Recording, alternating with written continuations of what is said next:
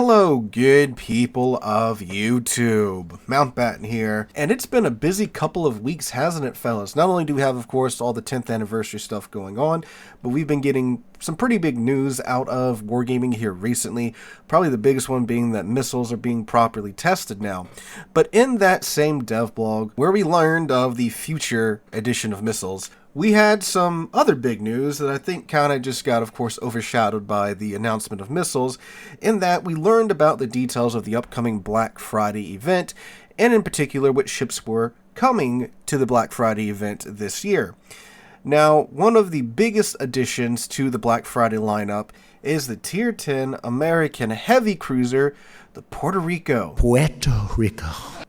Now, the Puerto Rico is a bit of an infamous ship in this game for, well, one really big event in particular. She was the very first dockyard ship ever.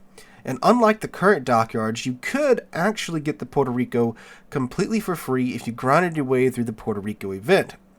However, that required you to basically quit your full-time job and spend zero time with your families over the holiday in order to acquire her for free all the way back in 2019.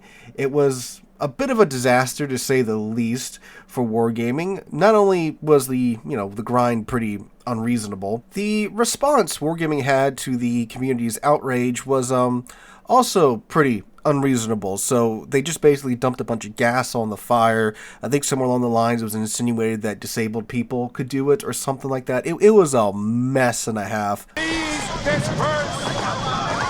Nothing to see here, please. But the Puerto Rico tripped and stumbled and fell down several flights of stairs so that we could have the current dockyard, which is infinitely better than the Puerto Rico dockyard in every way, shape, and form.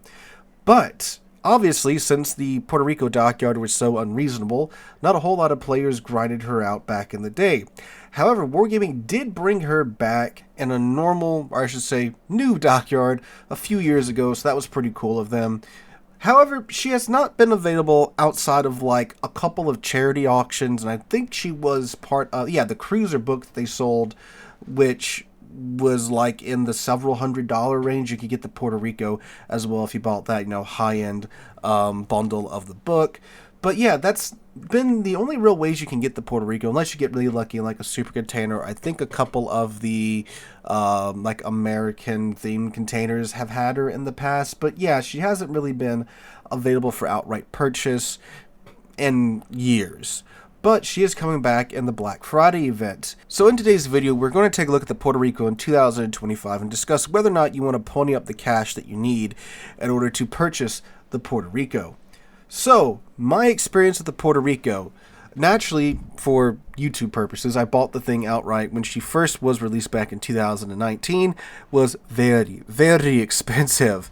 And back in 2019, she was a pretty powerful ship. She's armed with 12 of the 305mm guns that you'll find on the Alaska. She gets the wonderful American AP, that Mark 8 Super Heavy AP with all the goodness that's, associated with those shells. And she is incredibly well armored for a cruiser, especially back in the day. 27mm bow and stern. Her citadel is below the waterline, so the only time you're going to get citadel in the Puerto Rico is if you eat a shell from extreme range or some other weirdness. But you don't normally regularly eat citadels in the Puerto Rico at all. So that's fantastic. She also actually still today has really good AA. If you build into it, the DPS numbers are through the roof, and any poor CV that dare brings its planes anywhere near your Puerto Rico is just going to have all those planes shredded, especially, of course, if you slot in DFAA. Which leads me into my next point about the Puerto Rico. She has a great degree of utility. You get your choice of Hydro or DFAA. And of course, you get that juicy American 10-kilometer long-duration radar, which I'm running the radar module, the radar upgrade on my Puerto Rico, so it's an even longer radar. So, Hydro, radar, great armor, 80,000 HP on a cruiser. With some of the battle cruisers that we're getting at Tier 10 now, you're rivaling them in terms of HP. So all that bundled together on the surface looks like a really, really good cruiser. However, there are definitely some drawbacks. So, her guns, first off, yes, you get the 305mm American guns with 2.2 Sigma, which is actually pretty crazy. And you're thinking, okay, you get 12 Alaska's guns, but with 2.2 Sigma? Well, you see, she basically has Montana's dispersion. Actually, she has Montana's horizontal dispersion, but her vertical dispersion is actually much worse than Montana's vertical dispersion. Now, granted, if you take the reload module like I do, you will have like an 18-second base reload time, so you are getting these 12 305mm shells downrange relatively fast. I wouldn't really take the range module just because the shells are so, floaty at longer ranges. And I mean, you have 18.8 kilometer range anyway with the reload module. I think that's more than enough to get what you need to get done with the Puerto Rico. So, yeah, it's nice when you've got all 4 turrets on target with the reload module equipped. But the problem is, of course, you won't be getting all 4 turrets on target that often, because naturally that requires you to show a lot of your broadside. And while yes, the Puerto Rico is well armored for a cruiser, you can't trade broadside shots with battleships, right? Like, you're still gonna get dumpstered in that situation. So yeah, with the Alaska, where you can be angled in and only using your forward 2 turrets, and because it's the Alaska and it's got the good dispersion of the Alaska, it doesn't really matter. You're still putting most of your shells on targets. That's not what's happening with the Puerto Rico. Now, another big downside of the Puerto Rico is that she gets the battleship burn time, that long duration 60-second burn time, which does absolutely suck, because Puerto Rico, if you haven't noticed, is not really a small cruiser by any stretch of the imagination. So, players just throw HE at you, you catch on fire, you burn for 60 seconds, and keep in mind, this is post-Commander rework era, where you can't really do too much about getting that burn time down, which really does suck.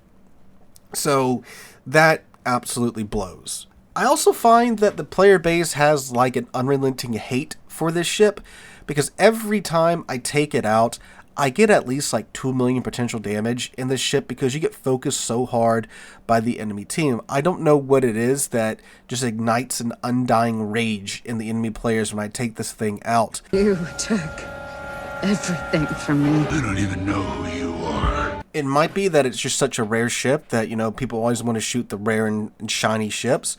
It might be the YouTuber syndrome. It might just be that they don't like the Puerto Rico. Maybe they're from back in the day and they didn't like the events. They just hard focus it down.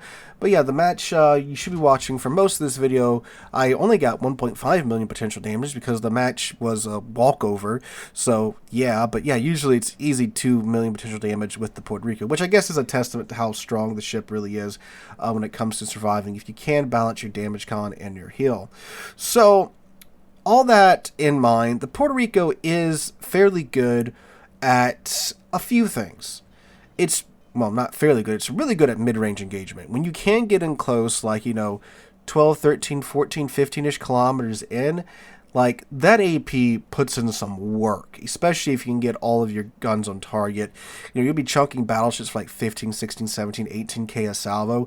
You can easily citadel most battleships that have, exposed citadels from that range. So it's great for that, which is where the Puerto Rico really does shine. Those mid-range engagements, just like many of the American, battleships and larger ships, right? That's where they really do the best, which is why the Puerto Rico is also quite popular in like clan battles, because it's such a tanky ship from mid-range and it has such a high degree of utility.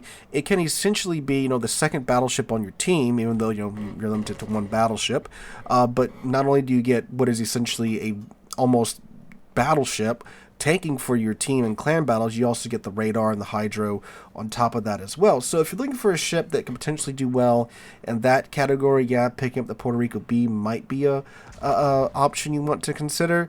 But for like random battles and such in today's World of Warships, it's in a pretty rough spot. When I took it out, just because of the nature of high-tier games nowadays, of course, and how, passive everyone is at the start of the match, I was finding, I was having to sling a lot of HE because everyone's sitting in the back, they're sitting angled, bow in to the rest of the team, so you're dependent upon slinging HE downrange constantly for the opening few minutes of the game, which obviously does suck because the HE, while it's decent and, we'll set fires and we'll get the job done, it's obviously not as good as that American Mark 8 Super Heavy AP when it comes to, just the alpha damage and putting numbers up on your screen. So that kind of sucks. And like I said too, the ship is very large. It's an easy target for the HE farmers to farm out. And like, my God, Colombo, good God. Colombo's brutal to any ship, but like, when you're dealing with a cruiser, which, while yes, it's well armored for a cruiser, that armor is just thin enough for Sap to absolutely just rip into it, right? So dealing with Columbos were overly fun, if you know what I mean, with the Puerto Rico. So, like, yeah, it's a 6-year-old ship. You can definitely tell it's a 6-year-old ship that I don't think they've buffed it at all. I think the last thing they did was, like, what? The ASW range? Maybe they bumped that out a bit, if that, but they haven't given this ship any love over the past 6 years, which is pretty interesting, at least to my knowledge. I don't recall seeing anything popping up for it, but yeah, it's a 6-year-old ship. It's definitely got its strengths. When you can't get into those mid-range engagements, like tier 10 ranked, I would say, yeah, it's a pretty good ship for that. Again, high degree of utility, really tanky.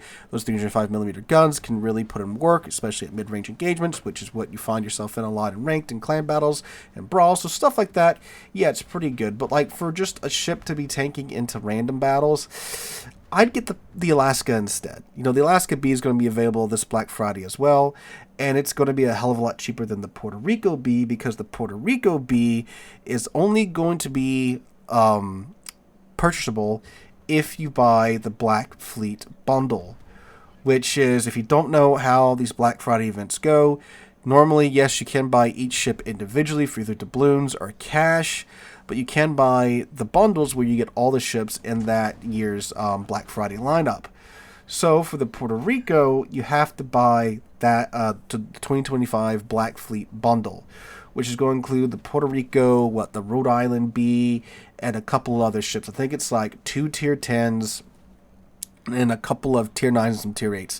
It's a bundle that is going to be at a minimum, in my mind at least, like $200, $250, if not $300. Like, it's not going to be a cheap bundle. If it's like under $200, I'll be surprised. That being said, is it worth it? Well, Puerto Rico and Rhode Island are two very good ships. Rhode Island is doing a whole hell of a lot better in the current meta than the Puerto Rico is. And if you are interested in the Puerto Rico, you're probably, someone that enjoys playing large cruisers, and Rhode Island very much plays like a large cruiser. So if it is like $180 to $200, considering you get those two ships plus the other ships in the bundle, probably not a bad idea, but I wouldn't be going out of my way to pay $180 or $200 just for the Puerto Rico. Like, if you want to pick up the Rhode Island and the Puerto Rico at the same time, not a bad deal. If it's that much. We don't know how much it's going to cost yet, right?